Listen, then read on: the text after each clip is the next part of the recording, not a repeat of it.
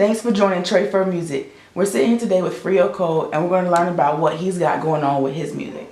So first off, how are you doing today? Good. All right. So how did you come up with your name? Actually, it was given to me when I was in Atlanta. Everybody said I was cold-hearted, so started calling me Frio. Added cold to it, had a little twin. Is that where you grew up, in Atlanta? Both, North Carolina, Atlanta. Okay. Back and forth. Have you lived anywhere else other than Georgia and North Carolina? I lived in New York, Manhattan, Bloomfield, New Jersey. I've been in Charlotte, oh, that's North Carolina. Up and down the East Coast. Yeah, pretty much the whole East Coast. Other than South Carolina, I can't stand South Carolina. So how would you describe life for you growing up? You can say how old you are if you want, the people to know. Yeah, most people know. I'm 29, but life, it was hard. I ain't like these other rappers, in street and all that shit. Because I don't know what streets they came from, but it was me and my mom. That's all I had, so it's like dealing with the struggles of trying to be a man in her eyes, and then my younger brothers trying to do the right decision so they don't follow the wrong path, but still doing me on the side. So it's like been living a double life my whole life pretty much. How would you say, or do you think that affect your music? And if it did, how did it affect it? Positive, negative? It definitely did. It was an outlet. I used to play football and box, but you only can hit so many people. You know what I mean? So the music definitely was an outlet for me. Of course, any artist, that's a way of expressing yourself. But if you really listen to what I'm saying, like I'm telling you the side in my music that my brothers didn't see. You know what I'm saying? And my mama not too particularly proud of. You know what I mean? But that's the only way I can put it out. Okay. So you're 29, so how old were you when you first started recording? Or even like where were you in life when you first started doing music or using it as an outlet? It's crazy because I started making beats first. When I was like 16, I think I was 16 going on 17, started making beats. I got tired of people telling me they ain't know how to rap for my beats because I got down with the trap shit like a long time ago. And back then people was on, the Lil Wayne sound and shit. I was listening to Gucci back then, before he even blew up. My first track I recorded was with Guap Boy Richie. Rich Music Entertainment, shout out to him. He took me my first time to the studio to choke, and then I just took off from there. So how did you transition from doing beats and making beats to then rapping on them? Is it because people couldn't rap on them, or just because you weren't getting the results, they weren't putting out what you hear when you make those beats? No, pretty much both of them, but really it was, I always wrote on the side. I used to do like little spoken word shit in my head, but I wasn't confident because my puberty hit me late, so I had a high-pitched voice back then, so I was like, nah. I was ghostwriting for a minute, but then I started realizing, like, people getting noticed about the shit I wrote. I could do it too. So I don't know, I just sucked it up one day and went to the studio. And it was horrible, but, I rock with it, you know what I mean? And shit got me where I am now. Okay. Who are some of the artists in the city that you've worked with or are in the process of working with or have thought about working with? Like I say, Guap Boy Richie, he don't rap no more. That was the first one. I did some songs with Melly Fontaine. Hold your head up, bro. Who else I done worked with? I'm working with a few people, man. King Loyalty. Me and him got some new shit on the way.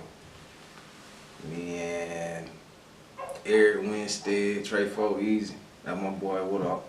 Me and him now need to do some shit. We be talking about it, we ain't did it yet. But it's a couple of them, man. I pretty much fuck with everybody in the city. It's just we meet up and what times meet up. I be on the go. Okay, so what are you working on right now?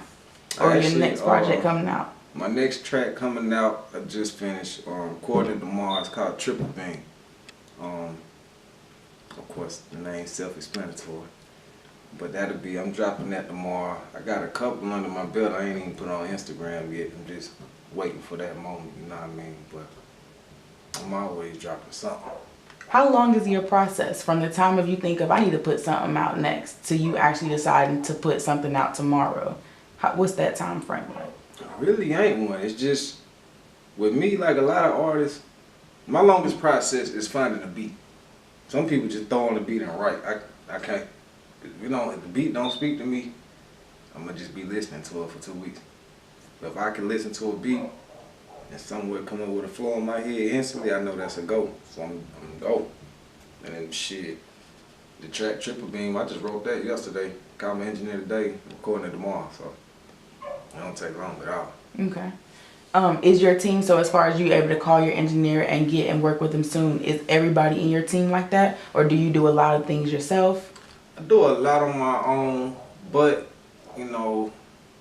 my photographers, my videographers, they be on go with me. So if I can call in, I am Israel, that's twin. I got another one, my little cousin Lance with the lens. I just pick up the phone and call them, shit, wherever they at, they'll come. You know what I mean? My engineer the same way. He'd tell me shit. Like last week, for instance, I wasn't supposed to be able to go to the studio, but I literally dropped my tracks in 10 minutes. So he'd have a whole 40 minutes to mix it down. So being that I could write that fast, he'd be like, shit, come on through right quick, watch a little break. So it's like everybody be working with me, you know what I mean? Okay. So now we're going to get into more about the city and how your music flows into the city. What does Tre4 mean to you? Everything. Everything. You know what I mean?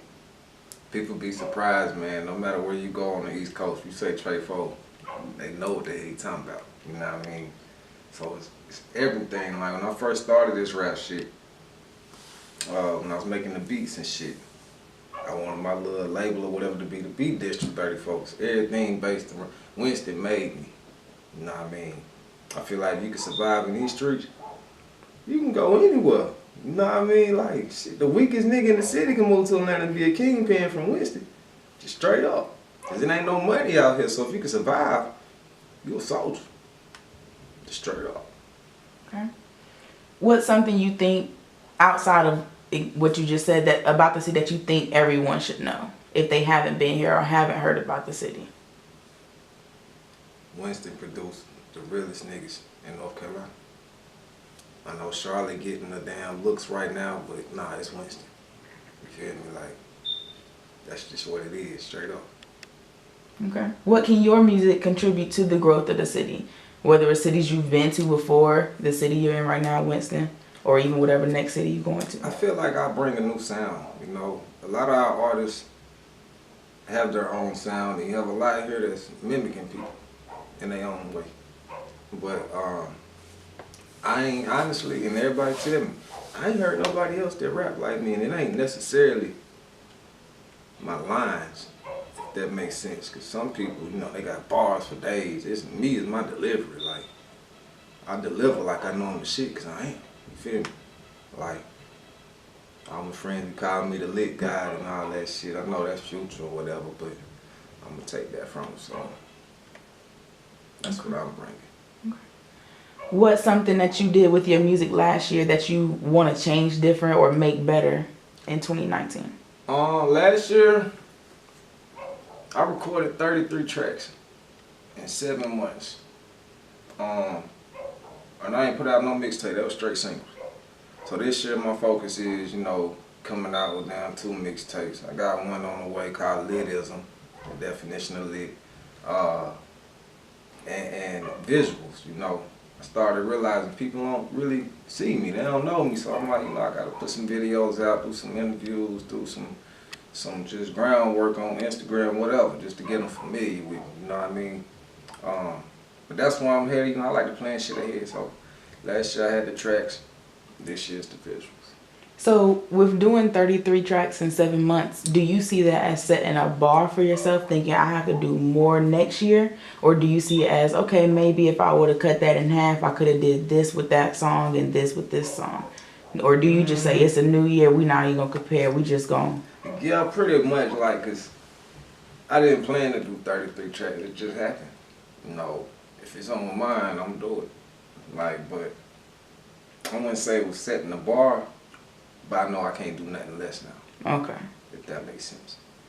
But if I do anything less, like if I only do 12 tracks this year, all 12 of them gotta be doper than every track I did last year. Okay.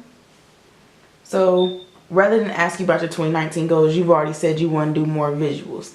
What are your videos like, or the videos you've put out now, what are they like? Or do you have a certain mindset, you use different locations? Yeah, I mean, cause when you look at videos nowadays, they boring. A lot of people go to the most hooded spot they can think of and just shoot. And I'm like, you know, what a creativity. If I'm gonna pay for it, I'm gonna give you something to look at.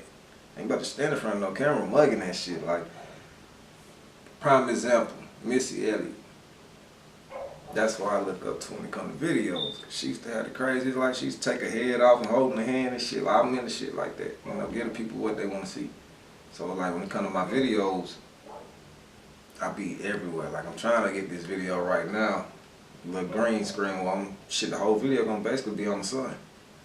And it's like, it's just gonna be hot. The beat called, the track called Heat. So it's like walking on the sun, and everything I touch just melt.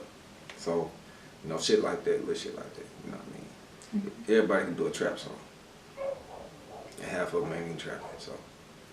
Okay. I'm trying to be different. Winston has some of the most talent I've seen since I've been in Atlanta. A lot of them overlooked, and they get discouraged because, you know, we don't get no looks here. You know, we got what? Maybe 2 clubs from here to Winston we can go to and try to get looked at. And there's a lot of talent in the city, you know what I mean? Like, shit, there's people out here I think better than me. I ain't gonna tell them that, but there's people out here I think better than me, and I feel like they was in another city, or I wouldn't say another city. If we had real labels come in here to, you know, actually scout us, we would take off. So it's missing the exposure. We missing the exposure, yeah. Exactly. Because, I mean, you got the baby in Charlotte. I could take you down the street and show you 10 rappers hotter than him right now. He just was in the right place at the right time. Man, I ain't knocking, but shit, he in the right place, right time. Let's reverse the tables. Let's put Winston rappers in Charlotte. Might have a baby Atlanta. Do you think, since does Charlotte seem far or close when it comes to artists and looking at what's different down there? Is it just a highway, you know, ride down the street and you can go perform in Charlotte? Or is it, why go perform and give that, you know, city shine? What can we do to bring that here? Is it just getting some clubs every night and the artists agreeing? Well, first and foremost, it's repping where you from. So, you know, I'm North Carolina, period. Charlotte, Raleigh, whatever. Wherever I go perform, you're gonna know it's Tre4. It's that simple, you know. I tell people all the time, I'm live for the 3. I'm like, the 3, Tre4. You know what I mean? We North Carolina. Charlotte, not far. And in a sense, it's like, you know, why would I go there to help them get on more? But it's North Carolina, so as a whole, I'm still helping and repping North Carolina. Okay. And I feel like a lot more artists from Winston should go to Charlotte and perform, or Raleigh, or wherever. It's just, we ain't gonna get it here. We got the talent here, but we gotta take the talent somewhere else. Okay. What do you want, you know, the people after they watch this, what do you want them to know about you, if you haven't already explained it throughout the questions? Just know I'm dope as fuck. That's pretty much it. I'm down to earth. I like the same shit everybody else like. Money and shit, you know what I mean? Shit, I don't know. There's always been one of those type of people, come see for yourself. You know, I ain't gonna try to make myself sound better than nobody else, just so people fuck with me. I mean, if you fuck with me, you fuck with me. I fuck with you too. But I'm a realist. Down to earth. Okay. Well, I enjoyed this interview with you. And where can the people find your music, even the new release coming out? Tell them the name. so they can remember? It's gonna be Triple Beam, dropping it tomorrow. I always drop my shit on YouTube, Instagram, Facebook. Shit, really anywhere I could put it, honestly. I got some Vimeo, shit on Vimeo, World Star, Apple Music. Just type in Frio Koldd. Just Google it. And that's Koldd with a K. Alright. Thanks for having us. Shit, I appreciate y'all.